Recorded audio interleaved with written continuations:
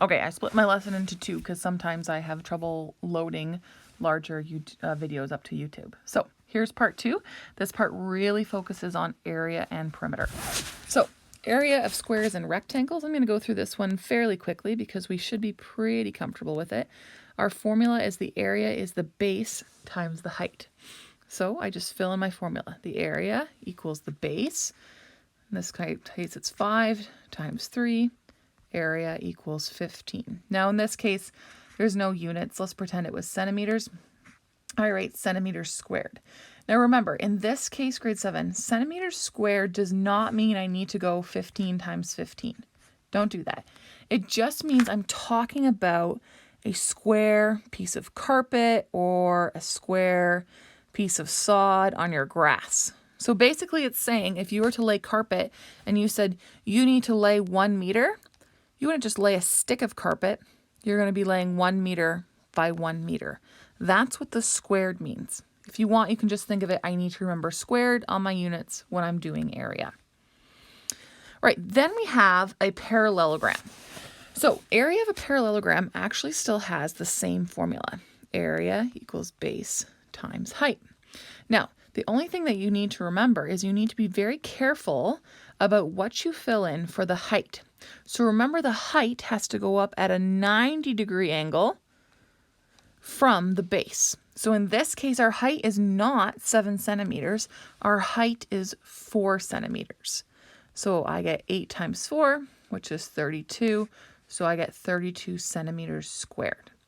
Now, if you wanted to find the perimeter for this shape, then you would not use the height because that's inside. Remember, perimeter is talking about putting a fence around your yard. Then what you would do is you would use the 7 centimeters. Perimeter is just adding up all the sides. I know that these sides are congruent, so I can add up 7 plus 7 plus 8 plus 8. I know that 7 plus 8 is 15, so I have 2 of those, and I get the perimeter is 30 centimeters. Notice that our perimeter and area are different. So on the test, be super careful about what you're asking me, what I'm asking you. Sometimes I'll ask for area, sometimes I'll ask for perimeter. Don't think just because you found an answer and it happens to be the answer on the multiple choice that you have the right answer. Sometimes when I ask for area, one of my multiple choice answers is perimeter because I really want to check that you've paid attention to what the question is asking. All right, area of a triangle. Our formula is area equals the base times the height, but then we divide by 2. Remember, we're dividing by 2 because basically what we're doing is we're pretending to use the square formula or the rectangle formula and do the base times the height. But we're dividing by 2 because we can see that 2 of our triangles would have fit in there. So again, just like the parallelogram, be careful. Make sure you know what the height is. Sometimes you'll have a triangle that looks like this. Okay, and then let's say this is 7, this is 8, this is 13, and then this is 4, which doesn't make sense to scale, but you get my point. This would be the height. So sometimes the height's obvious, like up here, but other times you have to really think about it. So anyways, back to this one, we get area equals 60, let's call it inches squared. But then I have to remember the second part of my formula, which a lot of people forget, and I have to divide by 2. So I get 30 inches squared. So again, on the test, I might put 60 in, for example, as the answer and assume that some people might forget to divide by 2. So just because you see the answer, don't get all excited. Really make sure you check your work. Okay, area of a trapezoid. Now, area of a trapezoid is a little bit hard to think about. I went over it in another video. If you want, you can watch that one too. But what you need to remember is that my formula for area of a trapezoid is the base 1 plus the base 2 times the height, and then we divide by 2. Now it looks really complicated, but really what we're saying is, let's see if I can do this for a second. I'm going to copy it and I'm going to paste it. what we're saying is, if I were to flip this trapezoid over and join it up with my original trapezoid, I would create a parallelogram. And remember, our formula for a parallelogram is just the base times the height. But what's actually the base? Well, in this case, can't quite see it, but it would be 6 and 8 together. So it's my top base and my bottom base becomes base 1 and base 2. So I add up 6 and 8 times the height. I'm very careful. I know that the height is 4. I'm not going to get tricked and think it's 7.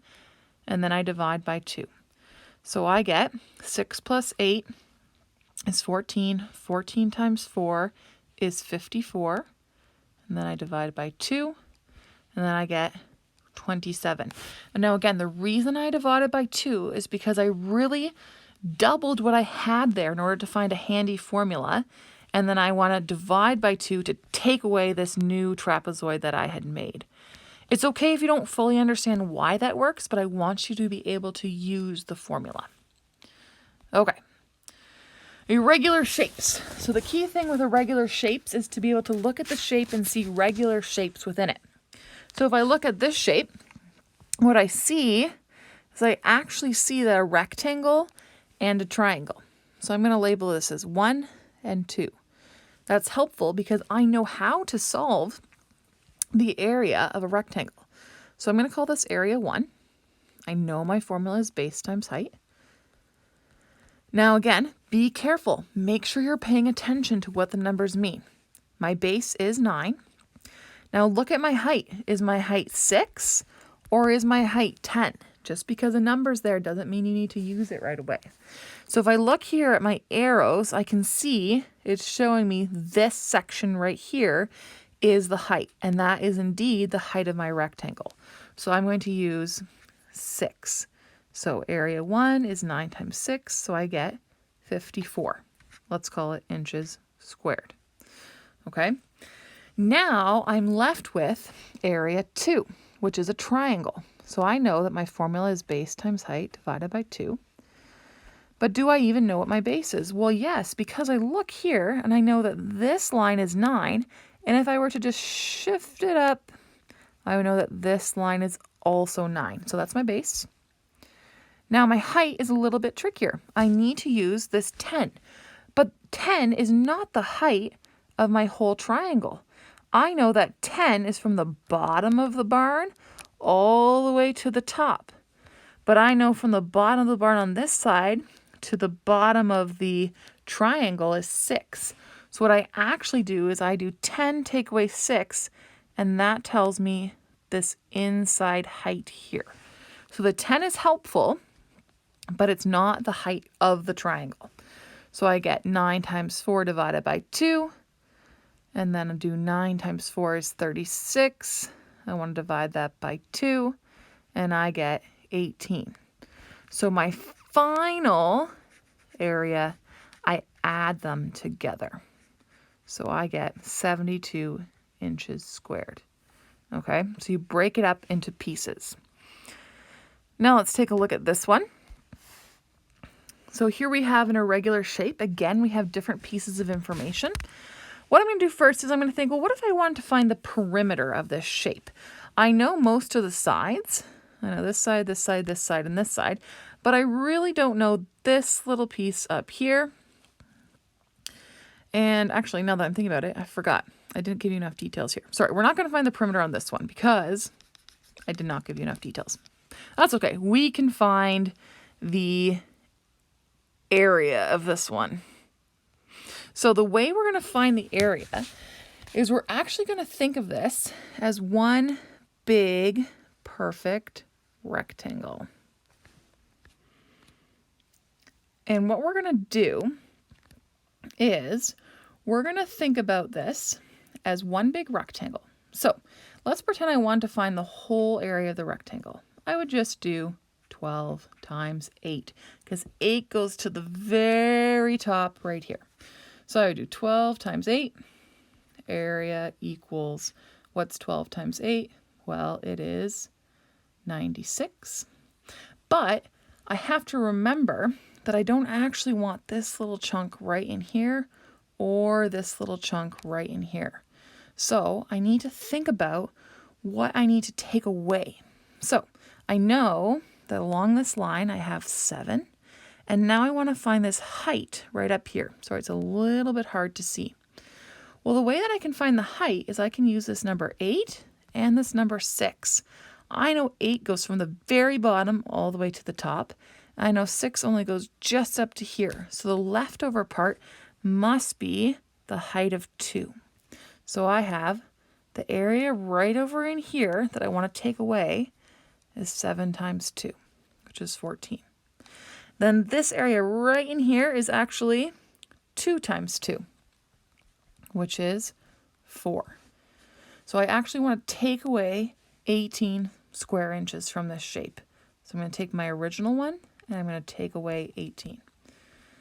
So I go like this and I get 78.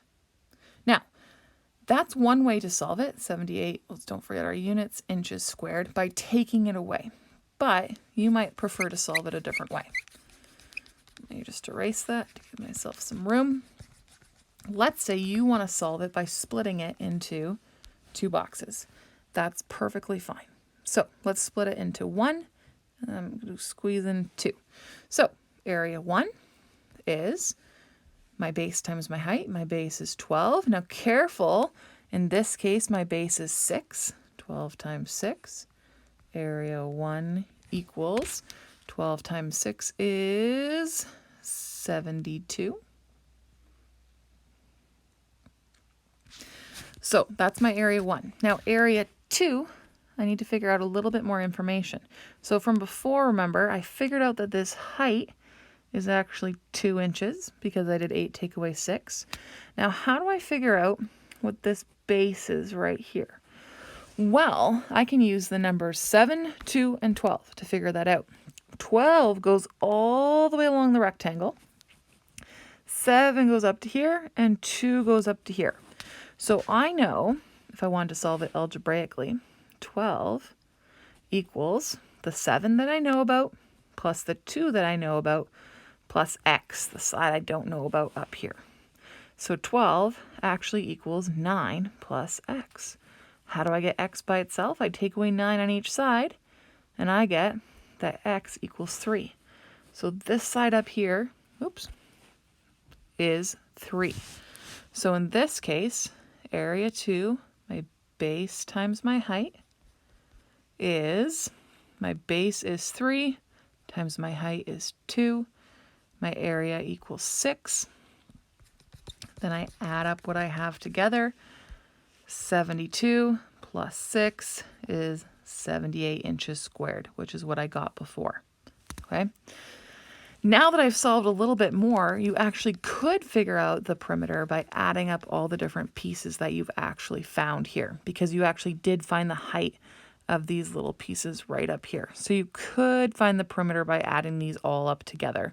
So I'm not going to really review perimeter because it's mostly about adding all the different sides. Okay, couple more slides here.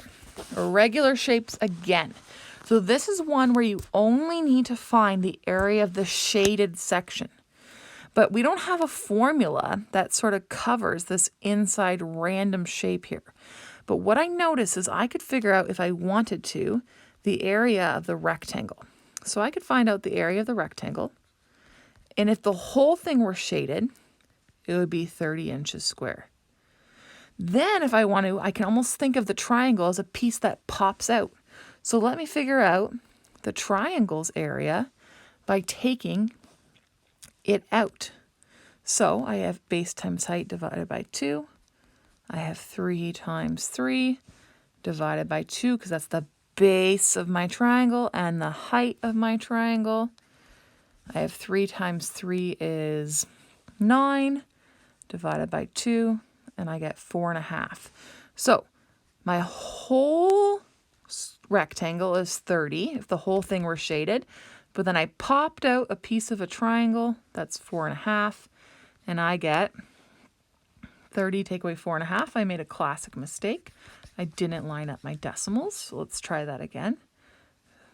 I'll put a decimal in the 30 just to make it easier on my brain. Now I need to do some borrowing.